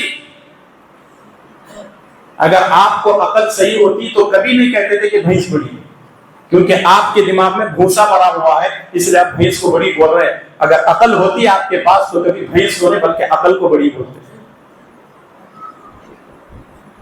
ابھی گزشتہ ہفتے میں حیدرآباد میں تھا, ہمارے دوست احباب 10-15 افراد جو ہے بیٹھے ہوئے تھے, ایک بات چیت ہونے لگی تو میں نے کہا اللہ کی سب سے بڑی نعمت کون سی ہے؟ اللہ کی سب سے بڑی نعمت کون سی ہے جو اللہ تعالیٰ نے ہم کو نوازا ہے؟ اگر میں آپ سے پوچھوں تو آپ کیا جواب دیں گے؟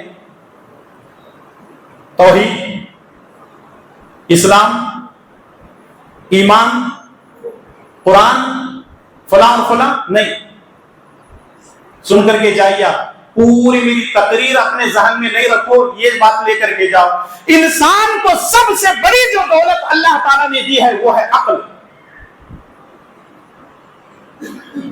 عقل ہے تو سب کچھ ہے, عقل نہیں ہے تو کچھ بھی نہیں. رسول اللہ صلی اللہ علیہ وسلم نے فرمایا 3 لوگ مرفوع قلم ہیں, جن کے اوپر سے قلم اٹھا لیا گیا.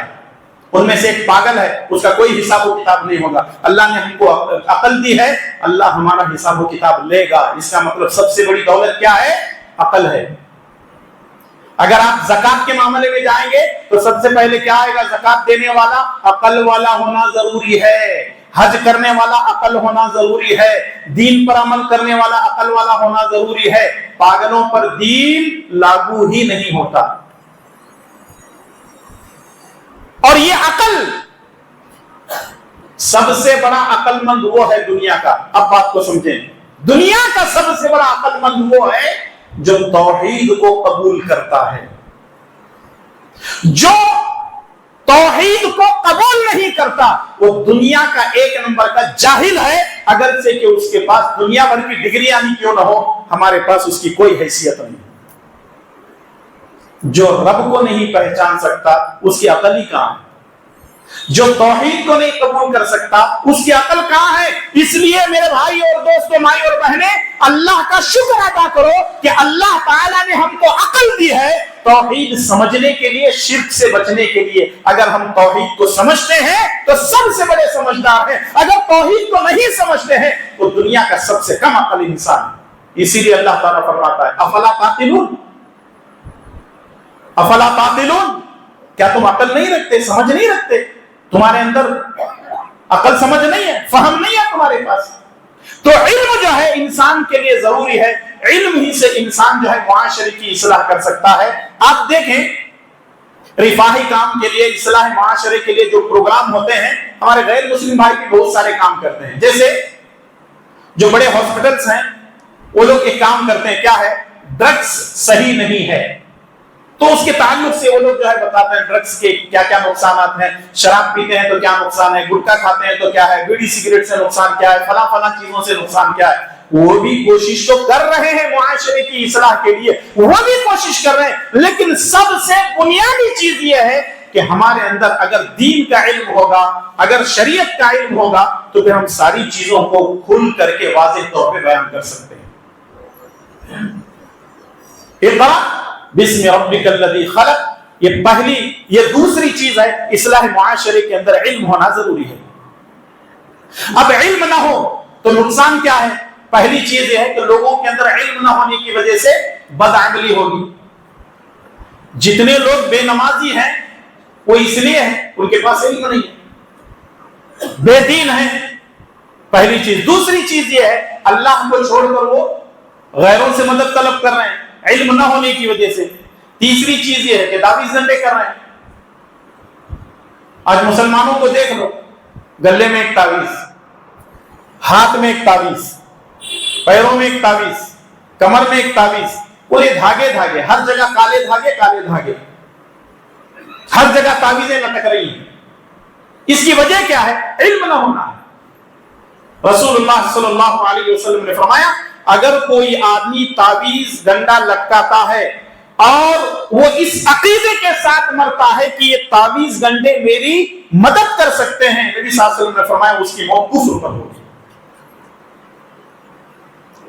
آج ہمارے گھروں کے اندر، اہل حدیث گھروں کے اندر، میں دوسری بات نہیں کر رہا ہوں، جب ہم وہاں یہاں سے لڑکیوں کو اپنے گھروں کے اندر بہو بنا کر کے لاتے ہیں تو وہ کرتے کیا؟ چپکے سے بچے کے پاؤں میں کالا دھاگا ڈال دیتے ہیں، ان کے ہاتھ میں باندھتے ہیں، گلے میں ڈالتے ہیں۔ کون بولے؟ نہیں ہماری نانی بولی تھی اس واسطے لاکھوں ڈالی ہوئی۔ یہ دھاگے کیا کرنے والے ہیں؟ دھاگوں سے کچھ ہو سکتا ہے؟ یہ جو کپڑا ہے یہ دھاگے سے ہی بنا ہوا ہے۔ نہیں تو ایک کام کرو، پورا کا پورا جو ہے کالے کپڑے پہن لو، کالا دھاگا باندھ لینے سے بہتر ہے، نظر ہی نہیں لگتی۔ یہ ساری چیزیں ہمارے معاشرے کے اندر جو کی جا رہی ہیں یہ سراسر غلط ہیں، اور علم نہ ہونے کا نتیجہ ہے کہ آج مسجدوں سے کم جادوگروں سے تعلقات زیادہ ہیں۔ علم نہ ہونے کا نتیجہ یہ جہالت ہے۔ تعویذ گنڈے باندھنا، جادوگروں کے پاس جانا، یہ علم نہ ہونے کا نتیجہ ہے۔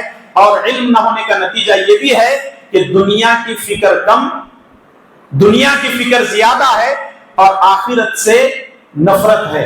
مرنے کے بعد کی زندگی مرنے کے بعد دیکھیں گے، اس کے بعد جو ہوگا وہ دیکھا جائے گا، جبکہ یہ سراسر غلط ہے۔ ان تمام چیزوں سے ہم کو بچنا ضروری ہے۔ پہلی چیز ہے توحید کو عام کرنا، شرک سے بچنا۔ دوسری چیز ہے علم حاصل کرنا، اور علم کتاب و سنت کا نام ہے۔ تیسری چیز ہے اگر معاشرے کے اندر اگر آپ اصلاح کرنا چاہتے ہیں، یہ بات بھی بڑی اہم ہے جو میں آپ کے سامنے تیسری چیز کے طور پر رکھ رہا ہوں۔ وہ تیسری چیز کیا ہے؟ وہ یہ ہے کہ معاشرے کے اندر اصلاح کے لیے زبانوں کی حفاظت نہایت اہم اور ضروری ہے۔ زبان کی حفاظت، اب آپ کہیں گے مولانا زبان کی حفاظت کریں گے معاشرے کے اندر سے جو برائیاں بالکل دور ہو سکتی ہیں۔ آج ہمارے گھروں کے اندر اختلافات ہیں، ہمارے خاندانوں میں اختلافات ہیں، ہمارے جماعتوں میں اختلافات ہیں، جمعیتوں میں اختلاف ہے، مسجدوں مدرسوں میں اختلاف ہے۔ ان تمام اختلافات کی جو بنیاد ہے وہ کیا ہے؟ وہ زبان ہے۔ اللہ تبارک و تعالیٰ نے اس زبان کو اختلاف کرنے کے لیے نہیں، بلکہ اللہ تعالیٰ نے اس زبان کو ہمارے منہ میں اس کا ذکر کرنے کے لیے پیدا کیا۔ جیسے گھروں کے اندر جو اختلافات ہیں، ایک دوسرے کو گھوسے لاتوں سے مارتے نہیں ہیں، لکڑی ڈنڈوں سے مار پیٹ نہیں ہوتی ہے، بلکہ کیا چلتے ہیں؟ زبانیں چلتی ہیں۔ اور کسی کہنے والے نے کیا خوب کہا ہے کہ جب قینچی چلتی ہے تو کپڑا کٹ ہوتا ہے، اور جب زبانیں چلتی ہیں تو دل کٹ ہو جاتے ہیں۔ آج لوگ اپنی زبانوں کو بے لگام چھوڑ دیے ہیں، بے لگام ہو چکے ہیں۔ آج زبانوں کی حفاظت کا مادہ کسی کے پاس ہے ہی نہیں، چھوٹا ہو یا بڑا ہو، امیر ہو یا غریب ہو۔ اور زبان ان لوگوں پر چلتی ہے جو کمزور ہوتا ہے، جو طاقت والا ہوتا ہے نا، اس کے اوپر زبان چلتی بھی نہیں، یوں نظر دیکھ کر کے نیچے نظر جھک جاتی ہے، کیوں؟ میرے سے بڑا ہے۔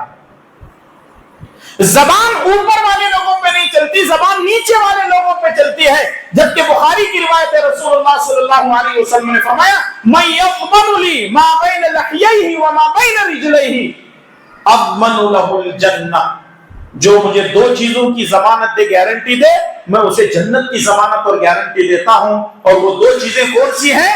دونوں جبڑوں کے درمیان زبان کی حفاظت کر لے، اور دونوں رانوں کے درمیان اپنے شرمگاہ کی حفاظت کر لے۔ میرے بھائی اور دوستو، ان دونوں چیزوں کی حفاظت کرنے کی ہمیں توفیق اللہ تعالیٰ عطا فرمائے۔ اور عجیب بات یہ ہے کہ ان دونوں چیزوں کے اندر ہڈی نہیں ہے، جیسے مرضی گھوم جاتی ہیں چیزیں۔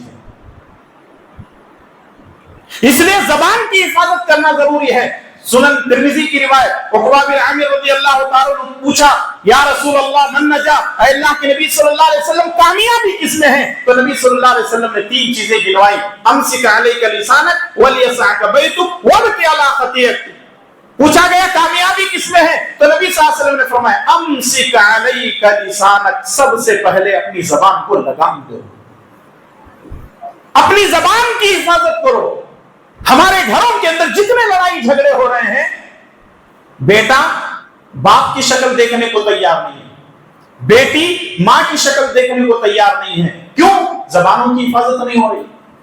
میاں بیوی کے اندر جھگڑے ہو رہے ہیں، اس کی بنیادی وجہ کیا ہے؟ نہ شوہر اپنی بیوی کو مار رہا ہے، نہ بیوی اپنے شوہر کو مار رہی ہے، جھگڑے ہو رہے ہیں، تو یہ زبان چل رہی ہے، اور زبان چلتے چلتے میاں بیوی کے درمیان نوبت آ جاتی ہے، کبھی طلاق کی تو کبھی خلا کی۔ زبانوں کی وجہ سے آج جو ہے فتنے مچے ہوئے ہیں۔ زبان کچھ لوگوں کے لیے ایسے فتنہ بنی ہوئی ہے کہ دو چار آدمی بیٹھ کر کے بات چیت کر رہے ہیں، ایک آدمی آنے لگتا ہے تو لوگ کہتے ہیں جلدی اٹھ تو، پتہ نہیں پھر کون سا فتنہ ڈال ہو جاتا ہے کہ کیا نہیں۔ کچھ عورتیں بھی فتنہ ڈالنے میں بہت ماہر ہیں، یوں توڑ کے آتا ہوں میں رشتہ، ایک منٹ بھی نہیں لگتا، انگار لگا کو ستیہ ناش کر کو آتا ہوں۔ اتنے ماہر ہیں ماشاءاللہ ہماری مائیں بہن۔ خاندان ٹوٹ رہے ہیں، میاں بیوی کے اندر جو ہے نا اتفاقیاں پیدا کر رہے ہیں، باپ بیٹے کے اندر جھگڑے لگا رہے ہیں، جماعتوں کے اندر مسئلے چل رہے ہیں۔ یہ سارے کے سارے اختلافات کی بنیادی جو جڑ ہے وہ زبان ہے۔ امسک علیک لسانک، اپنی زبان کی حفاظت کر اگر تو کامیابی چاہتا ہے۔ رسول اللہ صلی اللہ علیہ وسلم نے زبان کی حفاظت کو کامیابی سے جوڑا ہے، لیکن آج ہم زبان کی حفاظت کرنے کو تیار نہیں۔ جب دیکھو کسی کی غیبت کر رہے ہیں، کسی کی چغل خوری کر رہے ہیں، جھوٹ بول رہے ہیں، جھوٹی قسمیں کھا رہے ہیں، پتہ نہیں کیا کیا ہم کر رہے ہیں۔ معاشرے کی اصلاح کے لیے زبان کی حفاظت ضروری ہے، اور خاص کر کے میاں بیوی کے جھگڑے تو ایسے ہیں ہمارے گھروں کے اندر کہ پوچھو مت، اس کی کوئی انتہا نہیں۔ اتنے زیادہ لڑائی جھگڑے ہیں، اتنے زیادہ لڑائی جھگڑے ہیں کہ اڑوس پڑوس والے پریشان۔ اور وہ زبانیں ایسی چلتی ہیں کہ پوچھو مت. میرے استاد کہا کرتے تھے اگر زبان کو حرکت دینا ہو تو 3 چیزیں پہلے سامنے رکھو: سوچو، تولو اور بولو. سوچو، تولو اور بولو. سوچو کا مطلب کیا ہے؟ کیا بولنا ہے پہلے سوچو. سامنے والے اگر بات کر رہے ہیں فوراً زبان سے کھول کر کے بول کر کے پھر سوچنا نہیں. پہلے سوچو کہ میری بات صحیح ہے یا غلط ہے، پھر اس کے بعد تولو میری بات کا بیلنس صحیح ہے کہ نہیں ہے. اگر میں بولوں گا تو یہ بات مانی جائے گی کہ نہیں مانی جائے گی، اس کو تولو، اس کا وزن کرو، پھر اس کے بعد بولو. ہم لوگ کیا کرتے ہیں؟ پہلے بولتے ہیں، 2-4 جوتے کھانے کے بعد عقل آتی ہے، سوچنے تولنے لگتے ہیں. میں نہیں بولے رہتا تو اچھا رہتا تھا، جوتے پڑے نا. پھر ارے پہلے سوچو تولو پھر اس کے بعد بولو. بولتے کیوں ہو پہلے؟ ہمارے گھروں کے اندر یہی چیز ہو رہی ہے. عورت بھی نہیں سمجھتی، مرد بھی نہیں سمجھتا. ادھر سی باتیں ادھر سے، ہاں پھر بولنے کی ضرورت نہیں. فائرنگ ادھر سے بھی ہوتی ہے. یہ نہیں کہ پوری غلطی عورتوں کی بتا کر کے ہم بیٹھ جائیں. تالی ایک ہاتھ سے نہیں بجتی. جھگڑے اگر گھروں کے اندر ہوتے ہیں تو دونوں میں سے کوئی ایک غلط ضرور ہوتے ہیں. دونوں صحیح ہونا یہ بھی ضروری نہیں ہے، دونوں غلط ہونا یہ بھی ضروری نہیں ہے. ایک مائنس ایک پلس ہونے کے بعد ہی کرنٹ آتا ہے، تب جا کر کے جھگڑا ہونے والا. اور ویسے بھی ہمارے معاشرے کے اندر اب کیا کیا بتائیں کتنی برائیاں ہیں. خاص کر کے زبان سے نکلے ہوئے جو ہے، جیسے کسی نے کہا تھا کہ زبان یہ کمان سے نکلا ہوا تیر واپس آ سکتا ہے لیکن زبان سے نکلی ہوئی بات واپس نہیں آ سکتی.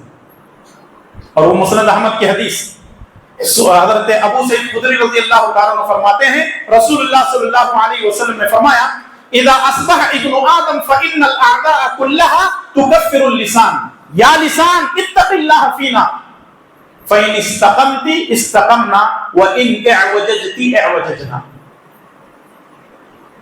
روزانہ صبح میں جسم کے سارے اعضاء، جسم کے سارے پارٹ زبان سے کہتے ہیں اے زبان تو اللہ سے ڈرتی رہنا، اے زبان تو اللہ سے ڈرتی رہنا. اگر تو ٹھیک ہے تو ہم بھی ٹھیک ہیں، اگر تو بگڑتی ہے تو تیری وجہ سے ہم کو بھی بگڑنا پڑتا ہے. نہیں سمجھے؟ حدیث سمجھ میں نہیں ہے. 2 آدمی آپس میں بات چیت کر رہے ہیں، مار پیٹ پہلے ہوتی ہے یا زبان پہلے چلتی ہے؟ زبان پہلے چلتی ہے، بعد میں مار پیٹ ہوتی ہے. زبان جب چلتی ہے سامنے والا اس کو کچھ برا بلا بول دیتا ہے تو پھر اس کے بعد زبان جو ہے سب سے پہلے چلتی ہے. جب دونوں آپس میں بات چیت کرتے ہیں تو سب سے پہلے کیا ہوتا ہے؟ زبان چلنے لگی. زبان چلتے چلتے سامنے والا برا بول دیا اور برا بولنے کا نتیجہ یہ ہوتا ہے سامنے والا مارنا پیٹنا شروع کر دیتا ہے. غلطی کس نے کی تھی؟ غلطی کس نے کی تھی؟ زبان نے. سامنے والے کو اتنی عقل ہونا چاہیے کہ زبان نے غلطی کی ہے، کھینچو 2-4 تھپڑ مارو واپس کر دو، مسئلہ ختم. ایسا کرتے ہیں کیا کوئی بھی؟ نہیں. کیا کرتے ہیں؟ ادھر سے بھی دینا شروع کر دیتے ہیں. کیوں؟ کہ زبان نے غلطی نہیں بلکہ پورے کے پورے جسم نے غلطی کی ہے. تو اس لیے زبان، جسم کے سارے اعضاء زبان سے کہتے ہیں، جسم کے سارے اعضاء زبان سے کہتے ہیں اے زبان تو اللہ سے ڈرتی رہنا. اگر تو ٹھیک ہے تو ہم بھی ٹھیک ہیں، اگر تو بگڑتی ہے تو تیری وجہ سے جوتے ہم کو کھانے پڑتے ہیں. زبان کی حفاظت کرو اور یاد رکھو چھوٹے بڑے سب کے ساتھ زبان اور سب سے بڑی جو بنیادی چیز ہے انسان اپنی زبان سے پہچانا جاتا ہے. جیسے سنن ابو داؤد کی ایک مشہور روایت ہے، اللہ کے نبی صلی اللہ علیہ وسلم کے پاس ایک عورت کے بارے میں شکایت آئی. نمازیں کم پڑھتی ہے، روزہ کم رکھتی ہے، زکات صدقہ خیرات کم دیتی ہے، لیکن زبان کی بڑی پابند ہے، زبان کی بڑی اچھی ہے. نبی صلی اللہ علیہ وسلم نے فرمایا ہی فی الجنہ، ایسی عورت جنت میں جائے گی. ایسی عورت جنت میں جائے گی. کیوں؟ وہ نماز فرض پڑھتی ہے، سنت نوافل کا اتنا اہتمام نہیں کرتی، فرض روزے لیکن فرائض کا اہتمام کرتی ہے، سنن نوافل کا اہتمام کم کرتی ہے۔ نبی صلی اللہ علیہ وسلم نے فرمایا اگر اس کی زبان محفوظ ہے تو وہ جنت میں جائے گی۔ ایک عورت کے بارے میں شکایت آئی کہ ایک عورت فرائض کی پابندی، سنتوں کی پابندی، نفل کی پابندی، تہجد کی پابندی، صدقہ، خیرات، روزے سب کچھ کرتی ہے، لیکن اس کی زبان سے اس کے پڑوسی، اس کے آزو بازو والے محفوظ نہیں۔ نبی صلی اللہ علیہ وسلم نے فرمایا ہی فی النار، ایسی عورت جہنم میں جائے گی۔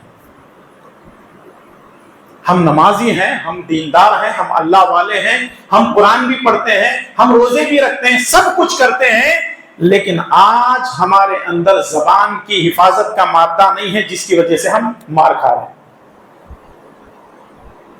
جماعتوں کے اندر بھی جو اختلاف ہے، ایک دوسرے کو مارتے نہیں ہیں، کوئی آ کر کے کچھ بول دیا،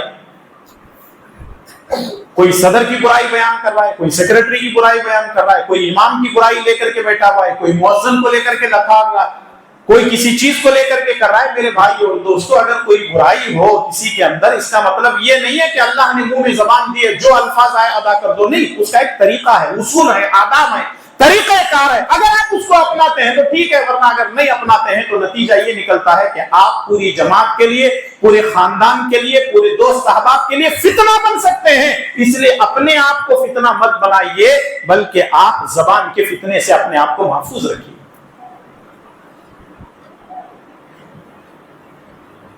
اور چوتھی چیز یہ ہے، بس ایک اور بات بتاتے ہوئے اپنی بات کو میں ختم کرنے جا رہا ہوں۔ چوتھی چیز یہ ہے، اور اگر یہ نہ بولو گے تو پھر پتہ تسلی بھی نہیں ہوگی، کیونکہ حالات پر یہ بہت اہم ضروری ہے۔ معاشرے کی اصلاح کے لیے ہماری مائیں اور بہنوں کو با پردہ رہنا ضروری ہے۔ بے پردگی سے مسائل حل نہیں ہوتے ہیں، بے پردگی سے مسائل حل نہیں ہوتے ہیں۔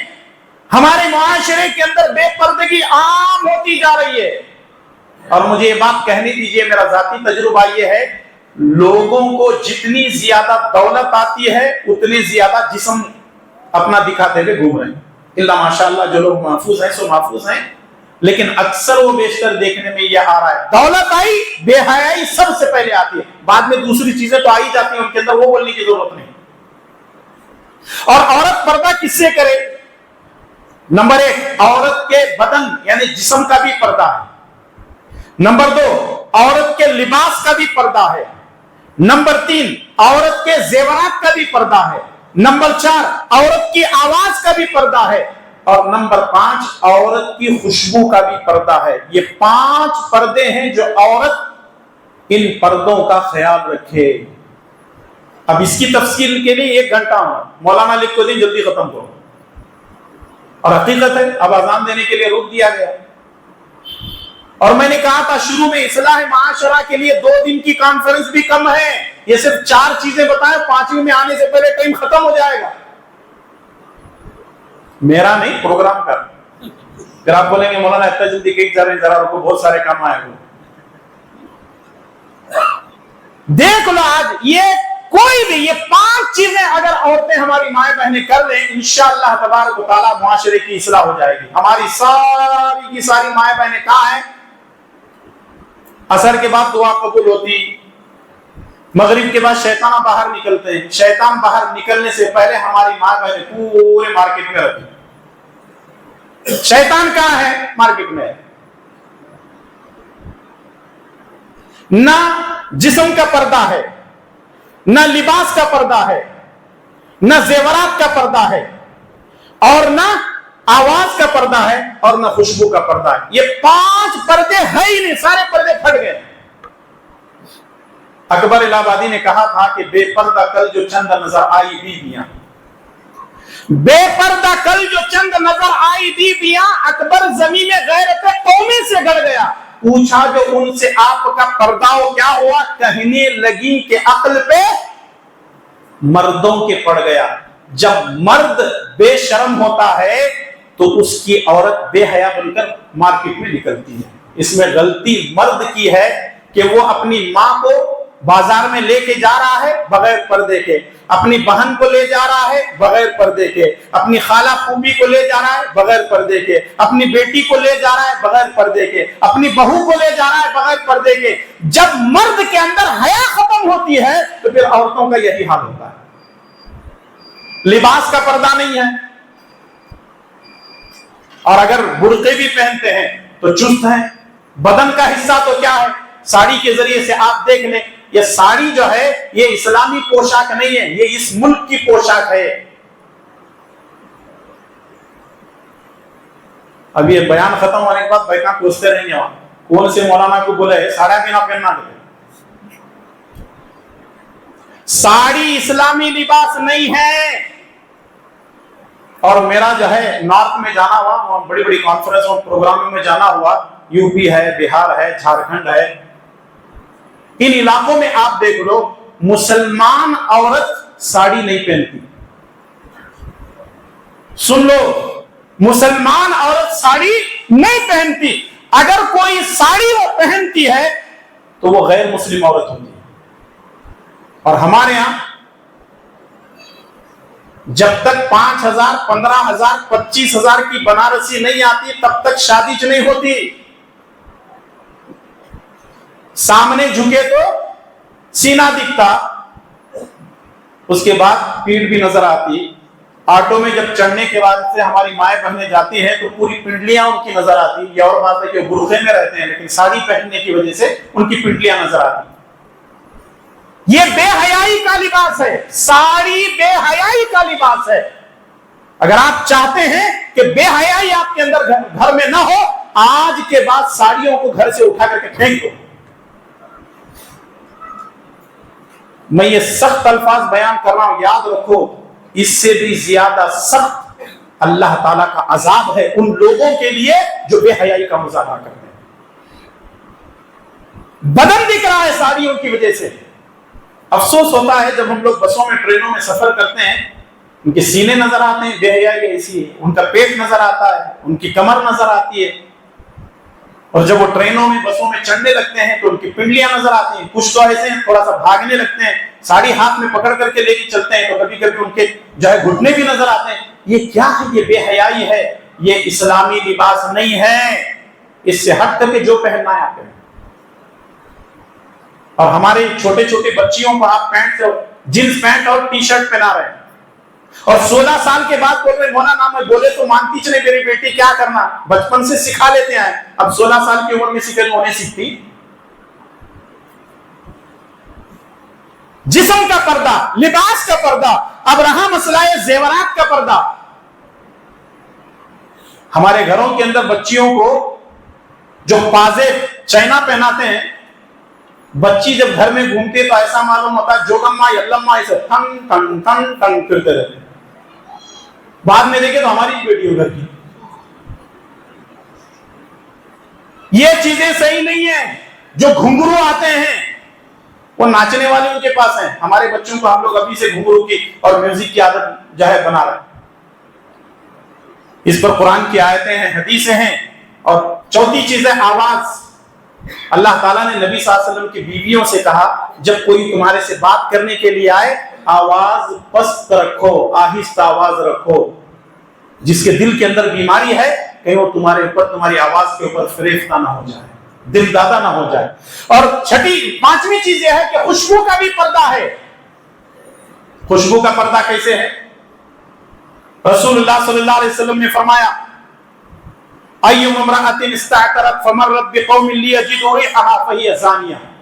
अगर कोई औरत खुशबू लगा करके निकलती है और ये नियत उसकी होती है कि मेरी खुशबू से लोग फायदा उठाएं, मेरी खुशबू दूसरों तक पहुंचे, वो औरत जानिया है, जिनाकार औरत है। मेकअप करके जो औरतें निकलती हैं उससे खुशबू निकलती कि नहीं? अब कंपनी वाले ने मर्दों और औरतों को बेवकूफ बनाने के लिए मैन वुमेन, मर्दों के अलग औरतों के अलग स्प्रे बना दिए। और उसके अलावा सुनन अबू दाऊद की, सुनन इब्न माजाह की रिवायत है, अबू हुरैरा रज़ियल्लाहु ताला अन्हु एक औरत को देखते हैं गुजरती है खुशबू लगा करके। पूछा कहां का इरादा है? कहा मैं मस्जिद जा रही हूं। अबू हुरैरा रज़ियल्लाहु ताला अन्हु कहते हैं रसूलुल्लाह सल्लल्लाहु अलैहि वसल्लम ने फरमाया जो औरत खुशबू लगाकर मस्जिद जाती है उसकी इबादत को कबूल नहीं होगी जब तक वो अपने घर में जाकर के गुस्ल करके वापस मस्जिद नहीं आती। या कितनी औरतें होंगी यहाँ की मेकअप करके आए होंगी और वो होंठों के ऊपर ایسا معلوم ہوتا ہے کس کا بھی خون پی کو رہیں گے، لال خون لگا کو رہتے ہیں. نام کیا رکھے ہیں اس کا؟ لپسٹک. اور جانتے ہیں اس کے اندر کیا استعمال ہوتا ہے؟ سور کی چربی. اس کے بغیر لپسٹک بنتا ہی نہیں. اور یہ ناخنوں کے اوپر لالی جو لگتی ہے، اگر لالی لگی ہوئی ہو اور پھر اس کے بعد وضو کرتے ہیں، غسل کرتے ہیں، نہیں ہوتا نہ وضو نہ غسل. کیوں؟ وہ ناخن کو پانی لگنے سے روکتا ہے. رسول اللہ صلی اللہ علیہ وسلم نے غسل اور وضو میں فرمایا کہ اگر بالوں کے سوراخ بھی ہیں تو اس کے اندر پانی پہنچاؤ. اب یہاں اتنا حصہ ناخنوں کا پانی نہیں پہنچ رہا تو غسل بھی نہیں ہوتا، وضو بھی نہیں ہوتا. مائیں اور بہنوں کو اس سے بچنا چاہیے. اور آپ لوگ ذمہ دار ہیں جو لپسٹک لالا کر کے دیتے ہیں اور پھر پیسے دیتے ہیں. غلطی آپ لوگوں کی بھی ہے، پوری غلطی ہم عورتوں کے اوپر میں نہیں ڈالتے. ہاں اگر آپ کی عورت آپ کے لیے میک اپ کرتی ہے، بڑے خوش نصیب ہیں آپ، دنیا کا خوش نصیب انسان آپ ہیں کہ آپ کی عورت آپ کے لیے میک اپ کرتی ہے. جھوٹ بولنے کو مولوی صاحب، ایسا تو ہوتا نہیں. آج جتنا میک اپ ہوتا ہے وہ اپنوں کے لیے نہیں، غیروں کے لیے ہوتا ہے. کتنی چیزوں کا پردہ ہے؟ عورت ہماری ماں بہنوں کو کتنی چیزوں کا پردہ کرنا ہے؟ 5 چیزوں کا. نمبر 1 جسم، باڈی کا پردہ. نمبر 2 لباس کا پردہ. نمبر 3 زیورات کا پردہ. نمبر 4 آواز کا پردہ. نمبر 5 خوشبو کا پردہ. آخری بات بتا دیتا ہوں، ٹائم ہو گیا، ویسے 2 منٹ لے لیتا ہوں. آخری چیز اصلاح معاشرہ کے لیے بڑی اہم ہے. اگر یہ بات میں نہیں بولوں گا تو میرا کھانا بھی ہضم نہیں ہوگا. وہ ہے ہمارے معاشرے کے اندر اخلاق ختم ہوتے جائیں. لوز کیریکٹر والے اتنے ملیں گے آپ کو، ایسے بد اخلاق ملیں گے، جیسے ہی بات کرو ان کی زبانوں سے پھول نہیں جھڑتے، ان کی زبانوں سے، ان کے منہ سے آگ برسنے لگتی ہے. میرے بھائی اور دوستو، اخلاق کو اپناؤ. اپنے ماں باپ کے ساتھ اخلاق سے پیش آؤ.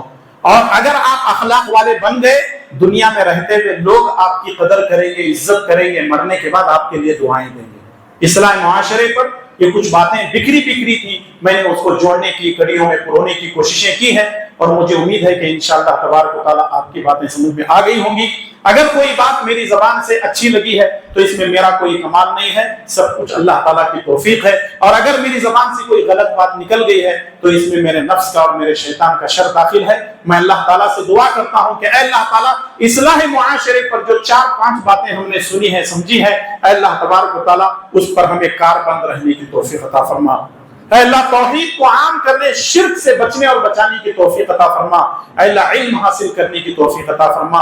اے اللہ ہر قسم کی برائیوں سے بچنے کی توفیق عطا فرما. اے اللہ تعالی ہم کو نمازی بنا. اے اللہ ہم کو دیندار بنا. اے اللہ ہم کو حلال کھانے اور حرام سے بچنے کی توفیق عطا فرما. اے اللہ تعالی ہم میں جو بیمار ہیں ان کو شفا کاملہ عاجلہ عطا فرما. جو پریشان حال ہیں ان کی پریشانیوں کو دور فرما. اے اللہ تبارک و تعالی فلسطین کے مسلمانوں پر رحم فرما. اے اللہ فلسطین کے مسلمانوں پر رحم فرما. اے اللہ فلسطین کے مسلمانوں پر رحم فرما. اے اللہ ان کے جان و مال کی حفاظت فرما. ان ہماری مائیں بہنوں کی عزت و آبرو کی حفاظت فرما. اے اللہ اس ملک کے اندر امن و شانتی نصیب فرما. اے اللہ اس ملک کے اندر امن و شانتی نصیب فرما. ہمارے مساجد و مدارس کی حفاظت فرما. ہمارے علماء اور دعات کی حفاظت فرما. اے اللہ تبارک و تعالی حاسدوں کے حسد سے ہماری حفاظت فرما. شریروں کی شرارت سے، ظالموں کے ظلم سے ہماری حفاظت فرما. جب تک ہمیں زندہ رکھ، اسلام پر زندہ رکھ، اور خاتمہ بالخیر فرما. آمین یا رب العالمین. ربنا تقبل منا انك انت السميع العليم. سبحان ربك رب العزة عما يصفون وسلام على المرسلين والحمد لله رب العالمين. السلام عليكم ورحمة الله وبركاته.